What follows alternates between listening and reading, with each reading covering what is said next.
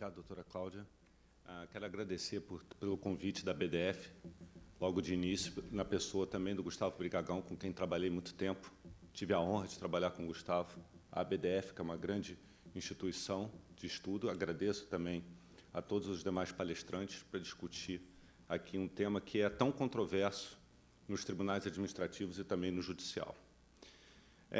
A divisão que foi feita aqui, primeiro, eu vou trazer apenas um overview de todas as questões de imposto de renda que são levantadas pelo fisco, quais são as decisões que existem com relação ao imposto de renda.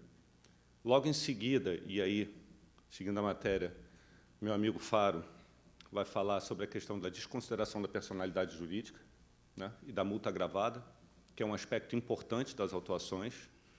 E depois o Ambit certamente vai falar sobre a parte previdenciária, e depois o Fernando Osório vai falar sobre todas as questões relativas à direito de imagem no mundo, para fazer uma comparação.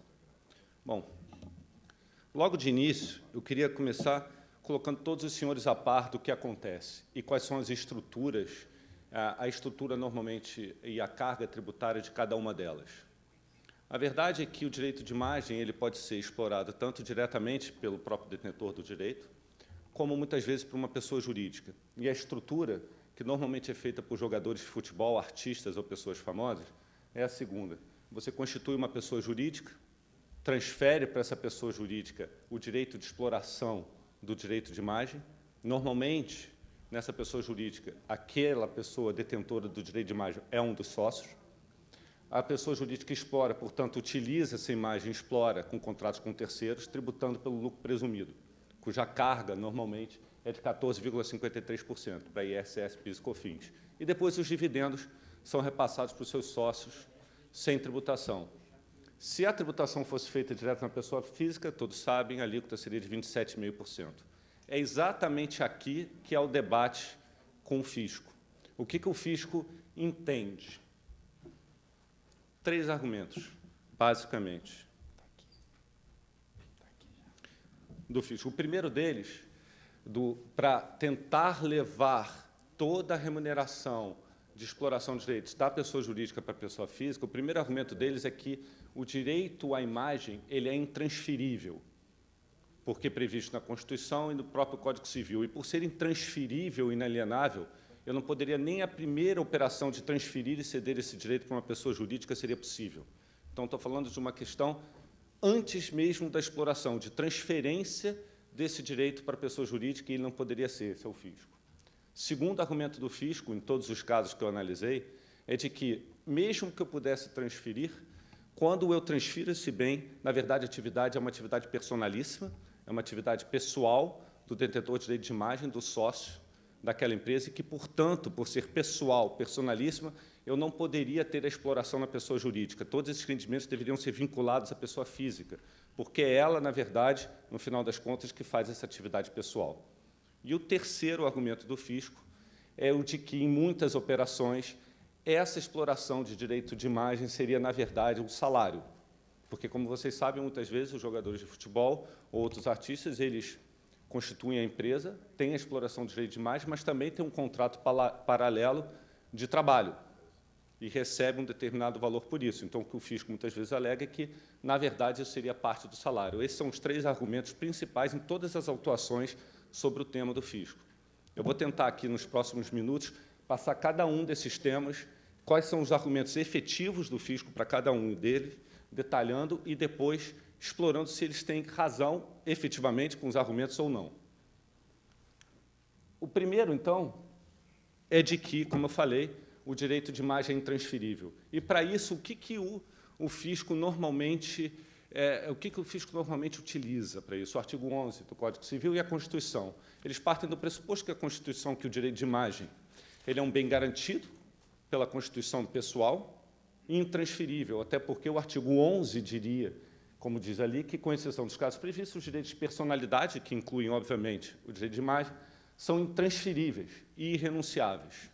Exatamente por conta disso, o fisco diz, se o artigo 11 determina que ele é intransferível, como eu poderia transferir este direito para uma pessoa jurídica, para que depois essa pessoa jurídica pudesse explorar e receber as receitas daí decorrentes? Esse argumento do fisco, já adiantando, me parece um pouco falacioso, porque, na verdade, o direito de imagem ele tem duas características. Ele tem uma característica moral e tem uma característica patrimonial. Obviamente, ninguém pode dizer que é o Rodrigo. Eu não posso dizer que sou o Neymar. Isso é um aspecto moral. Como também, se eu saísse um pouco do direito de imagem e fosse para o direito do autor, ninguém pode dizer que escreveu determinado livro, só o autor. Mas isso não quer dizer que aquele bem constituído como, por exemplo, um livro, a obra, cujo direito moral não pode ser transferido, mas ele tem um aspecto patrimonial que pode ser explorado. E esse aspecto patrimonial de qualquer direito, ainda que um direito personalíssimo, ele pode, sim, ser transferido. São duas vertentes, um aspecto moral e um aspecto patrimonial. Isso, aliás, foi muito bem dito pelo STJ no julgamento do RESP 74.473, em que fica muito claro que, assim como os direitos autorais, os direitos de imagem também têm dois aspectos, moral e patrimonial. Então, o que estamos discutindo aqui não é a transferência do aspecto moral. Não está se discutindo aqui que alguém possa ceder a uma empresa para que essa empresa, ou para uma outra pessoa, para que essa outra pessoa possa chamar Neymar, Conca, ou qualquer outro artista, apenas de que, por serem ídolos ou por serem pessoas famosas, essa imagem, em si, ela tem uma característica econômica, patrimonial, e que, portanto, daí pode gerar receitas. E esse aspecto patrimonial pode ser transferido, sem dúvida nenhuma, inclusive, como disse o próprio STJ. Tem outros dispositivos legais que é possível determinar como esses aspectos patrimoniais, e a própria lei permite a transferência de direitos patrimoniais de imagem para terceiros. A primeira lei que eu trago é o próprio Código Civil, no artigo 980-A. O artigo 980-A do Código Civil veio trazer ao mundo jurídico a Ireli, que acho que todos conhecem, e o próprio artigo 980-A diz que a Ireli pode ter remuneração decorrente de cessão de direitos, veja, patrimoniais do autor ou da imagem, ou seja, distinguindo o que é o moral do patrimonial. E notem que a Ireli, ela, para o próprio artigo, o Código Civil, na Ireli, determina que a Ireli é uma pessoa jurídica. Então, o que você vê do 980-A é que a própria legislação, o Código Civil, permite que uma pessoa jurídica explore, se haja uma transferência para uma pessoa jurídica, para que essa pessoa jurídica explore um direito de imagem no seu aspecto patrimonial, não no seu aspecto moral. Esse é o ponto. Assim como um livro. Eu poderia, um autor que tem um direito autoral sobre aquele determinado imoral, ele pode transferir esse direito para uma editora que vai explorar aquela determinada obra no seu aspecto econômico, lucrativo, comercial. Esse é o primeiro ponto. O segundo é a própria Lei Pelé, e aqui eu vou trazer especificamente o caso dos jogadores de futebol. Quando você lê a Lei Pelé, a 9.615, lá no artigo 87A, ela fala expressamente: o direito ao uso de imagem do atleta pode ser por ele cedido ou explorado. O que a lei está dizendo claramente? Pode ser explorado por ele ou pode ele ceder a um terceiro, inclusive uma pessoa jurídica. Há dois aspectos na própria Lei Pelé: exploração própria ou cessão para exploração de terceiros. Então, é a própria lei que determina que é possível ceder um direito personalíssimo no seu aspecto patrimonial. O segundo argumento, já passando para o segundo argumento do fisco, é de que, ainda que fosse transferível, a verdade é que, quando você tem esse direito de uma pessoa jurídica, a atividade efetivamente é exercida pelo seu sócio, aquele que tem a imagem efetiva, e que, por ser personalíssimo, nesse sentido, por ser uma atividade própria da pessoa física, este bem só poderia ser remunerado pela própria pessoa física, e ela, pessoa física, deveria tributar esses determinados valores por ser um serviço personalíssimo, uma atividade pessoal do sócio da empresa. Esse é basicamente o argumento que o fisco traz, dizendo, inclusive, que a legislação fiscal nunca permitiu de que serviços pessoais ou personalíssimos fossem prestados através de pessoas jurídicas e que, portanto, nessa concepção, deveria ser sempre atrelado a uma pessoa física o rendimento, e, portanto, tributado a 27,5%, e não na pessoa jurídica.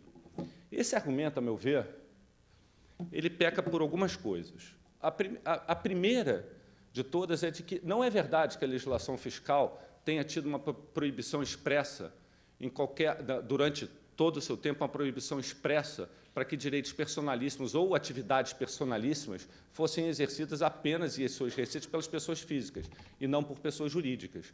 Pelo contrário, teve uma época, de fato, que as sociedades profissionais ou as sociedades que têm, por natureza, serviços pessoais e personalíssimos, deveriam tributar, todos os seus rendimentos seriam tributados direto com a pessoa física. Mas isso foi revogado. E hoje, até as sociedades pessoais, civis e profissionais, cujos serviços prestados por elas, feitos por pessoas, em específico, e serviços personalistas, podem ser tributados na pessoa jurídica, isso está na legislação. Além disso, há diversas outras leis, em específicas, que eu vou passar agora, que posteriormente determinaram claramente que serviços personalíssimos, ainda que prestados por seus sócios, poderiam ser tributados por pessoas jurídicas. A primeira delas é o artigo 129 da Lei 11.196, de 2005.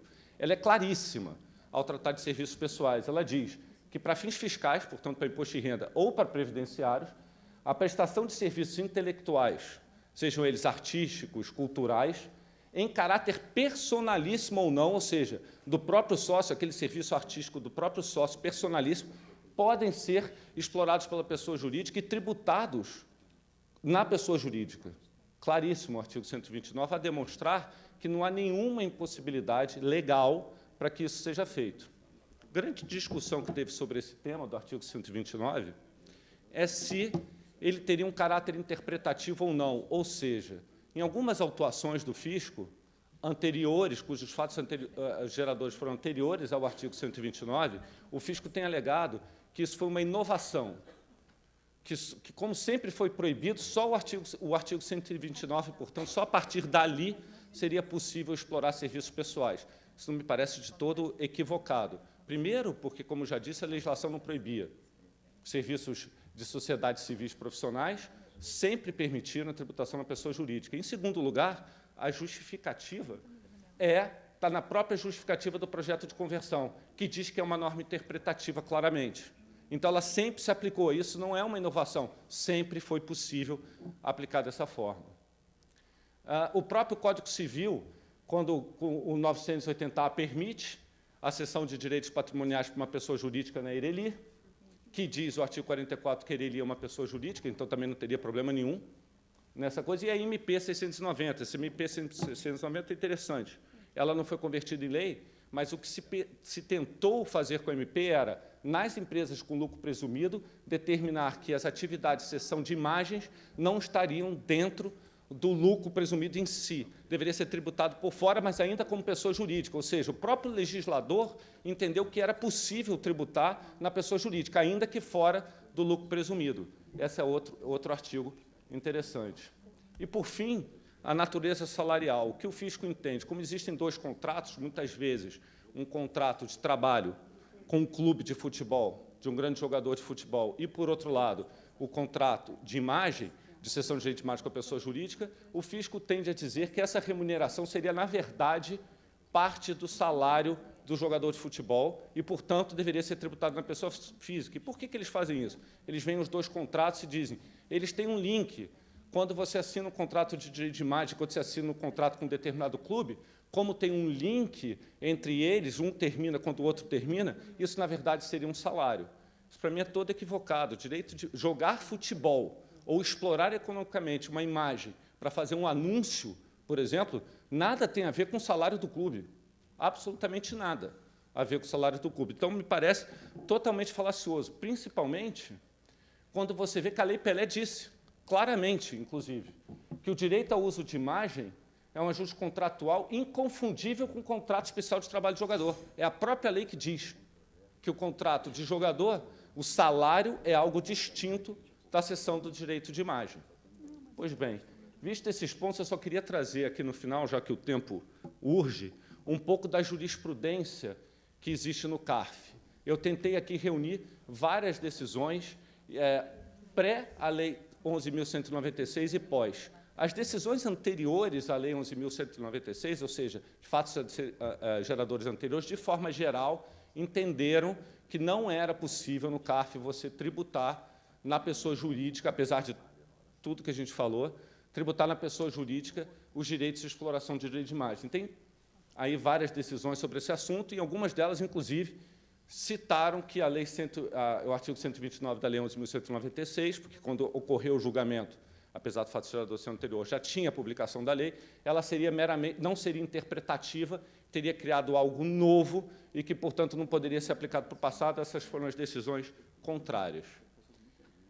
Nas decisões, tem o caso Guga, que foi um caso também que se disse isso, que a Lei 11.196 não era interpretativa, e se entendeu que a empresa seria, na verdade, uma fachada, que, na verdade, nada faria a empresa, o que não é uma realidade. Eu tive nesse julgamento.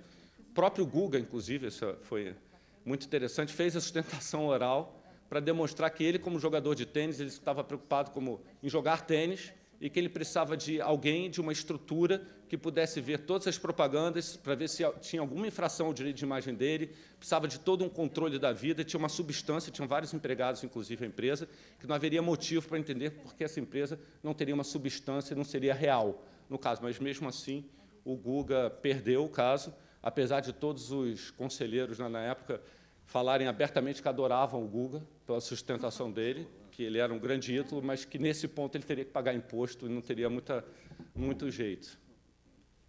E depois você tem ainda, vou passar aqui direto, o pós-lei. E aí você tem os casos do Alexandre Pato, do Conca, do Neymar e do Fred, como exemplos. Todos esses casos que, pós-lei, o CARF, de modo geral, entendeu que era possível, sim, explorar na pessoa jurídica, mas entenderam, em alguns casos, que seria, na verdade, teria tido uma simulação e seria parte do salário do jogador de futebol, com aquele argumento de que, ok, você pode explorar direitos de imagem na pessoa jurídica, mas, apesar disso, neste caso, houve uma fraude, porque era parte do salário e deveria, como salário, ser tributado na pessoa física. Bom, eu tinha 15 minutos para falar, espero ter cumprido com o tempo ou passado um pouquinho, e eu fico aqui à disposição para eventuais perguntas.